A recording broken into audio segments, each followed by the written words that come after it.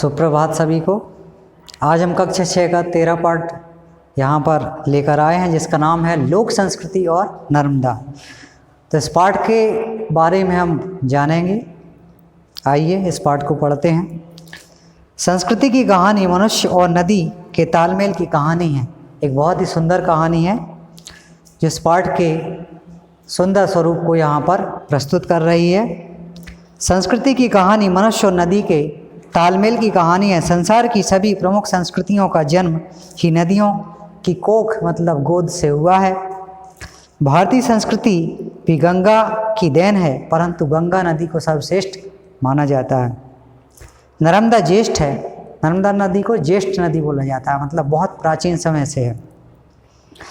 भारतीय संस्कृति भी गंगा की देन है, परंतु गंगा श्रेष्ठ है और नर्मदा ज्येष्ठ है।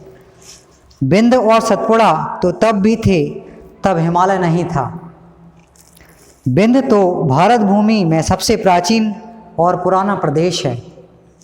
नर्मदा प्रदेश आदिम प्राचीन ग्रंथियों और संस्कृतियों का भंडार है। भारत भूमि में सबसे प्राचीन पुराना प्रदेश है। और यदि कहा जाए पर्वत जन और वन जातियों की लीला भूमि तथा सौंदर्य की दृष्टि से अद्वितीय है। बहुत ही सुंदर इसका दृश्य है, बहुत सुंदर इसका वातावरण है, सौंदर्य की दृष्टि से अद्वितीय है। इसके समान कोई दूसरा नहीं है। नर्मदा के तट पर दंडकारण्य जैसे घने वनों की भरमार रही है। इसी कारण वैदिक आर्य नर्मदा तक नहीं पहुँचे। वे भी इस वनों को पार कर दक्षिण जाने का साहस नहीं कर सके, क्योंकि दंडकारण्य वन जो थे बहुत ही प्राचीन वन है और बहुत ही घने वन थे, इसलिए उनमें जाना उस समय उचित नहीं था। तो जो आर्य लोग भारत में आए थे, वे भी दंडकारण्य वन को पार नहीं कर पाए थे। वे भी इन वनों को पार कर दक्षिण जाने का साहस नहीं कर सके। नर्मदा तट पर आर्यावर्त व उत्तरापथ समाप्त होता था और दक्षिणापथ शुरू होता था। नर्मदा आर्यावर्त की सीमा रेखा थी। नर्मदा तट पर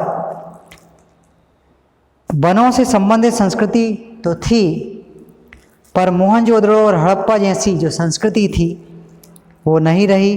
भारतीय संस्कृति तो वनों से संबंधित आवश्यक संस्कृति रही है।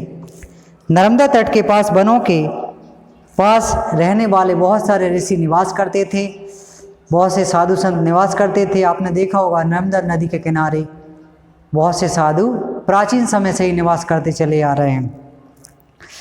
जैसे उन प्रमुख ऋषियों में हम देखते हैं कि मार्कंडेय, भृगु, कपिल, जमदग्नि आदि अनेक ऋषियों के आश्रम रहे हैं, तथा उनका कहना था कि तपस्या तो बस नर्मदा तट पर ही करनी चाहिए। इसी तट पर केरल के शंकर ने दीक्षा ली थी और मंडन, मिश्र, शंकराचार्य आदि सुप्रसिद्ध शास्त्रार्थ हुए थे। बहुत सारे ऋषि मुनि यहाँ निवास करते थे नर्मदा नदी के तट पर। और प्राचीन समय से ही हमारे देश में शास्त्रार्थ की जो प्रक्रिया है, जो संस्कृति है, वो चलती आ रही है। जिस तरह राम की कथा उत्तर दक्षिण भारत को व कृष्ण की कथा पूर्व और पश्चिम को कृतार्थ करती है, उसको जोड़ती है, उसी तरह नर्मदा भी देश को जोड़ने का, एक सूत्र में बांधने का कार्य करती है। पश्चिम भारत को जोड़ती है, उसी तरह नर्मदा देश को जोड़ती है और एक सूत्र में बांधती है। नर्मदा तट पर उत्तर के आर्यों के विचार प्रधान संस्कृति और दक्षिण के द्रविड़ों की आचार प्रधान संस्कृति का समन्वय हुआ है। यहाँ विक्रत संवत और शालिवाहन संवत दोनों का प्रचलन शुरू हुआ। अधिकांश नदियाँ पूर्व की ओर बहती हैं, पर नर्मदा ही एकमात्र ऐसी नदी है जो हमेशा पश्चिम की ओर बहती है। अमरकंटक से नर्मदा और सोन का उद्गम आसपास ही है, परंतु दोनों विपरीत हैं, दोनों एक दूसरे से अलग हैं, विपरीत दिशाओं में बहती हैं। नर्मदा व सोन का प्रवाह है। ऐसा माना जाता है कि नर्मदा व सोन का विवाह होने वाला था, पर सोन नर्मदा की दासी जुहिला पर आसक्त मोहित हो बैठा। नर्मदा नाराज हो गई और विवाह ना करने के संकल्प के साथ पश्चिम की तरफ चल दी।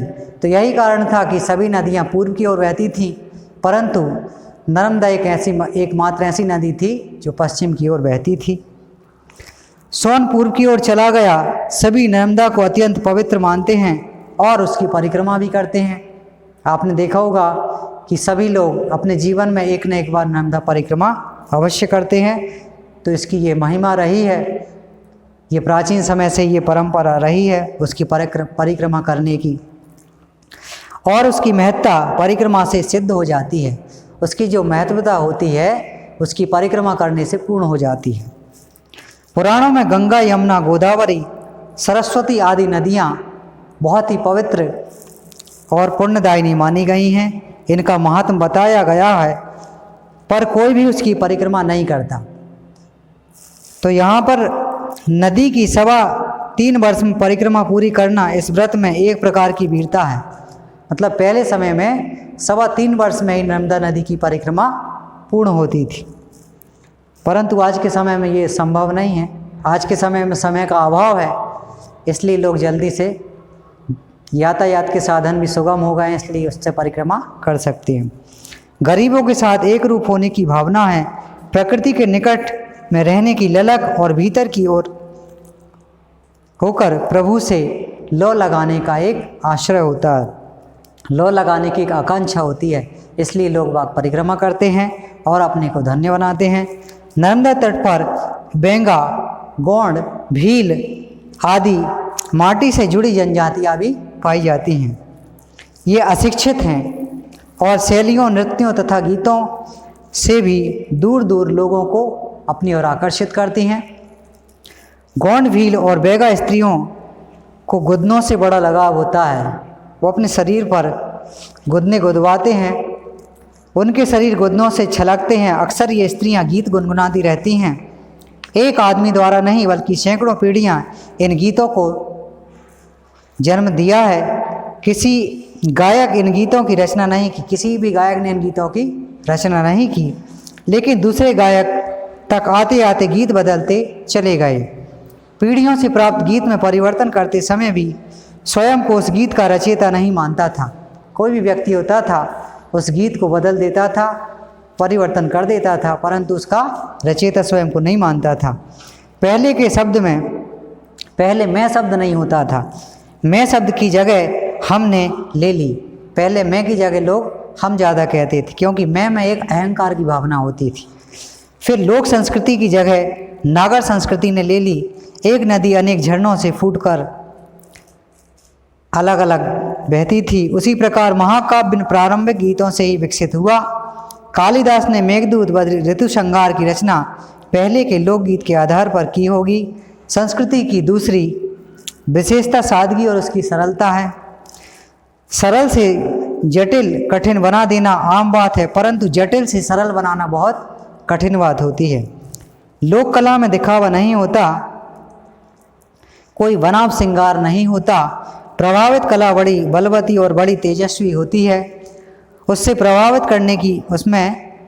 करने की एक अपार शक्ति भी होती है। पूरा नर्मदा तट मंदिरों और देवालयों से भरा होता है। आज हमने देखा होगा कि नर्मदा नदी के किनारे आसपास बहुत सारे देवालय या मंदिर बने होते हैं। देवालयों और घाटों में सुबह शाम आरती का स्वर और शंखनाद की ध्वनि हमें गूंजती है। भजन कीर्तन का स्वर लहराता है। कोई भक्त त्वदीय पाद पंकजम, नमामि देवी नर्मदे इत्यादि गीतों के माध्यम से माँ नर्मदा की पूजा अर्चना करता है, उनका स्तोत्र करता है, पाठ करता है। कोई गेरुआ वस्त्र पहने साधु या संत, कमंडल लिए सन्यासी नर्मदा तट पर भरने वाले असंख्य मेले यहाँ की लोक संस्कृति को भी अभिन्न अंग बनाती है।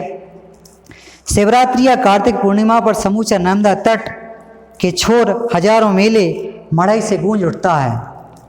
गांव के कठोर जीवन में ये मेले रस घोलते हैं और दूर दूर के ग्रामीण नर्मदा मैया की जय बोलते हुए, जयकारे लगाते हुए नर्मदा के तट पर आ बैठते हैं। नर्मदा नदी का पवित्र जल जो होता है उसको अपने साथ ले जाते हैं। यहाँ के निवासी नित्य पूजा पाठ करते हैं। कई अनुष्ठान बड़े काव्यात्मक भी होते हैं, जैसे पर्व त्योहार पर किए जाने वाले दीपदान। रात को अंधेरे में महिलाएं दीप प्रज्वलित करके माँ नर्मदा की पूजा अर्चना करती हैं। उनका केसरिया उजाला कितना मनमोहक लगता होगा। होशंगाबाद और महेश्वर के घाट हमारे देश के सर्वोत्तम घाटों में से एक हैं। सुबह से शाम तक घाटों पर लोगों की भीड़ बनी रहती है। गांव की महिलाएं अपनी सहेलियों के साथ सुख दुख बांटती हैं। प्रकृति पर मनुष्य का प्रभाव निरंतर बढ़ता जा रहा है। प्रकृति को वश में करने के मनुष्य के अभूतपूर्व प्रयास में उन्होंने सफलता पाली है। पहाड़ टूटते हैं, नदियाँ अपना स्वरूप बदलती हैं और बांध बन जाते हैं। विशाल जलाशय प्रकट होते हैं, नहरों का जाल बिछ जाता है, बंजर जमीन हरे भरे खेतों में बदल जाती है। लेकिन यह भी सच है कि संस्कृति के संपर्क में आने पर प्रकृति अपनी स्थिरता खो देती है। संस्कृति को चाहिए कि वह प्रकृति की रक्षा करे और उसे नष्ट होने से बचाए। नर्मदा को प्रदूषित होने से बचाएंगे, वनों का विनाश नहीं होने देंगे, प्राकृतिक परिवेश की रक्षा करेंगे। हमारे युग की यही सबसे बड़ी मांग है। तो आज हमने ये पाठ जो पढ़ा ये पूरा नर्मदा नदी के ऊपर आधारित था, हमारी लोक संस्कृति के ऊपर आधारित था। इसका नाम था लोक संस्कृति और नर्मदा। तो कैसे लोक संस्कृति से नर्मदा नदी जुड़ी हुई थी, इसको आज हमने जाना, इसको आज हमने समझा।